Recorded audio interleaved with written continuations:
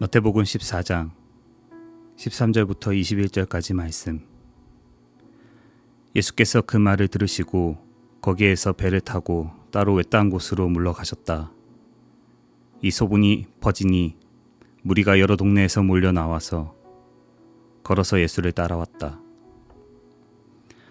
예수께서 배에서 내려서 큰 무리를 보시고 그들을 불쌍히 여기시고 그들 가운데서 앓는 사람들을 고쳐 주셨다.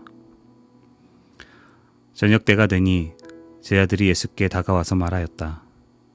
여기는 빈들이고 날도 이미 저물었습니다.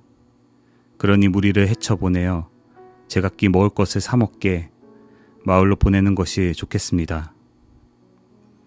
예수께서 그들에게 말씀하셨다. 그들이 물러갈 필요 없다. 너희가 그들에게 먹을 것을 주어라. 제자들이 예수께 말하였다. 우리에게 있는 것이라고는 빵 5개와 물고기 2마리밖에 없습니다. 이때 예수께서 말씀하셨다. 그것들을 이리로 가져오너라. 그리고 예수께서는 무리를 풀밭에 앉게 하시고 빵 5개와 물고기 2마리를 들고 하늘을 우러러 보시고 축복 기도를 드리신 다음에 떼어서 제자들에게 주시니 제자들이 이를 무리에게 나누어 주었다. 그들은 모두 배불리 먹었다. 남은 부스러기를 모으니 12광주리에 가득 찼다. 먹은 사람은 여자들과 어린 아이들 외에 어른 남자만도 5,000명쯤 되었다.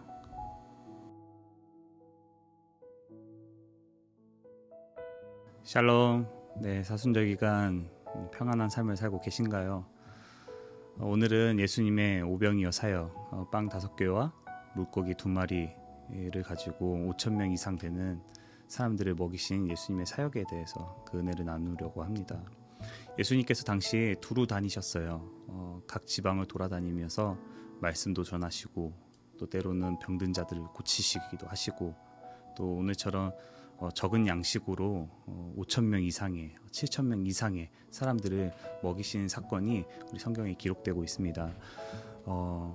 제자들의 모습을 보니까 예수님을 의심합니다.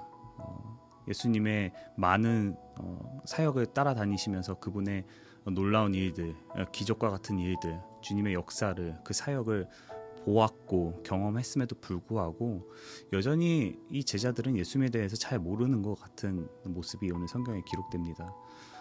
제자들이 예수님께 제안합니다. 날도 저물었고 늦었습니다. 이제 식사 때가 다 됐습니다. 사람들을 보내서 알아서 식사를 하고 올 수 있도록 사람들을 보내라고 제자들은 예수님께 제안을 하죠. 근데 예수님께서는 그럴 필요 없다라고 이야기합니다. 그저 너희들이 가지고 있는 작은 것들을 가지고 와서 그걸 함께 나누자고 이야기합니다. 제자들은 이해할 수가 없죠. 어떻게 이 적은 양식으로 빵 5개와 고작 가지고 있는 물고기 2마리로 어떻게 5,000명이 넘는 이 사람들을 먹일 수가 있습니까? 도저히 이해할 수가 없습니다. 그럼에도 불구하고 예수님께서는 주님의 어떤 능력을 보여주시죠. 하늘을 우러러 축복기도 하신 후에 하나님께서 주신 그 능력으로 예수님께서 그 5,000명이 넘는 사람들을 적은 양식으로 먹이기 시작합니다. 그럼에도 불구하고 이 사역이 끝난 후에 보니까 12광줄이나 12바구니나 남는 역사를 제자들은 다시 한번 경험하게 되는 사건을 기록하고 있습니다. 제자들의 모습을 보면서 어쩌면 우리들의 모습을 보고 있지 않은지 다시 한번 되돌아보게 됩니다. 저도 신앙의 삶을 살고 있지만 여러분들과 같이 말씀을 믿고 따르면서 또 그렇게 함께 여러분들과 함께 신앙생활을 하지만 때로는 내 안에 예수님이 계심에도 불구하고 여전히 이 제자들의 모습과 같이 주님의 능력을 의심하면서 살아가고 있는 것 같습니다. 사순절 기간 예수님께서 분명히 십자가를 통해서 그 그리스도의 고난을 통해서 우리에게 생명을 주셨습니다. 그 생명은 예수님의 생명이 우리 안에 있다라는 것은 예수님의 능력이 우리 안에 있음을 여러분들이 믿으셨으면 좋겠습니다. 분명한 건 우리 안에 예수님의 생명 또 그 능력이 우리 안에 있습니다. 그렇다면 우리는 적은 것을 가졌음에도 불구하고 많은 일을 할 수 있는 사람들입니다. 여러분들은 적은 것을 가지고 있지만 더 많은 것을 할 수 있는 주님의 자녀임을 우리가 기억했으면 좋겠습니다. 분명 성경에는 예수님께서 하나님의 자녀로, 아빠 아버지로 부르시는 그 하나님의 자녀로 이 땅 가운데 오셨죠. 중요한 거는 예수님께서 우리를 위해서 돌아가신 이 사건을 통해서 로마서 말씀에는 우리에게 뭐라고 말씀하시냐면, 이제는 우리가 양자된 하나님의 자녀된 신분을 얻었으니 우리 또한 하나님을 아빠 아버지라고 부를 수 있다고 말씀하고 계십니다. 우리에게 하나님의 자녀된 신분, 그 능력이 있습니다. 우리 또한 하나님을 예수님과 같이 아빠 아버지라고 부를 수 있는 동시에 예수님의 생명이 있고 그 주님의 능력이, 하나님의 능력이 우리 삶 가운데 있습니다. 여러분들이 얼마나 가지고 있는지, 내가 과연 이 일을 해낼 수 있는지, 그런 것을 의심하지 마십시오. 주님은 여러분들 안에서 여러분들이 생각하는 것보다 더 놀라운 일들을 하실 수 있으신 분이십니다. 믿으십니까?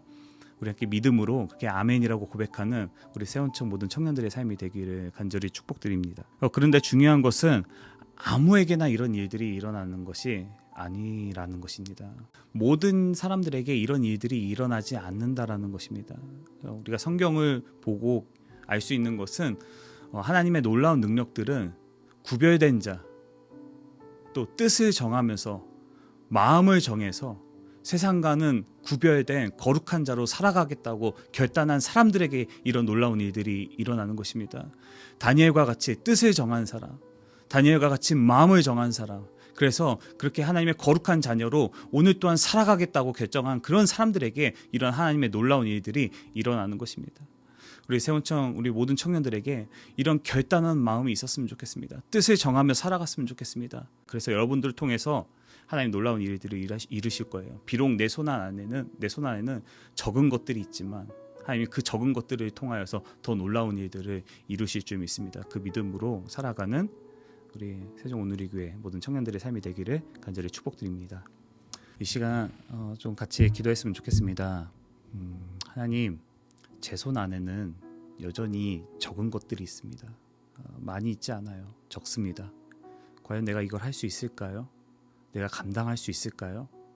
내가 다른 사람들에게 선한 영향력을 주며 살아갈 수 있는 그런 사람인가요? 여전히 우리는 의심하고 또 나약한 모습을 우리가 볼 때가 많죠.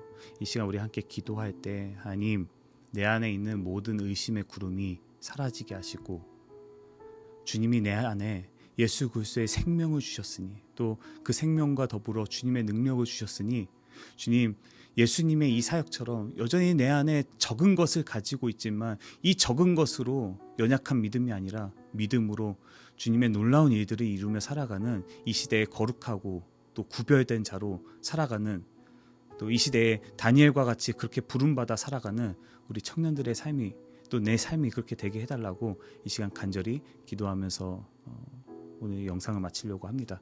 우리 함께 기도합시다.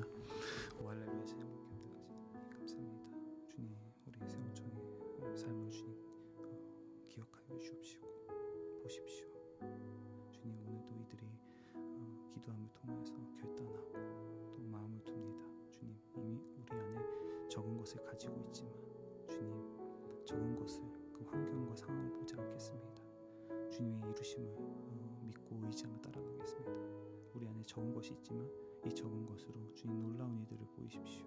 저희들을 통하여서 이 땅이 변화되는 것을 경험하게 하여 주십시오. 저희들을 통하여서 많은 사람들이 변화되게 하시고 주님께로 돌아오는 것들을 우리가 경험하게 하십시오. 저희들을 통하여서 주님의 하나님의 선교를 이루는 아버지 그런 것들을 우리가 경험하게 하여 주옵소서. 그래서 주님의 모습을 본받아 우리가 비록 적은 환경 가운데, 적은 상황 가운데 살아가고 있지만 주님, 우리 안에 이루시는 주님의 놀라운 일들을 날마다 경험하면서 그렇게 살아가는 거룩한 자, 구별된 자로, 또 이 시대의 다니엘로 주님 저희들을 사용하여 주옵소서. 감사드리며 예수님의 이름으로 기도드렸습니다. 아멘.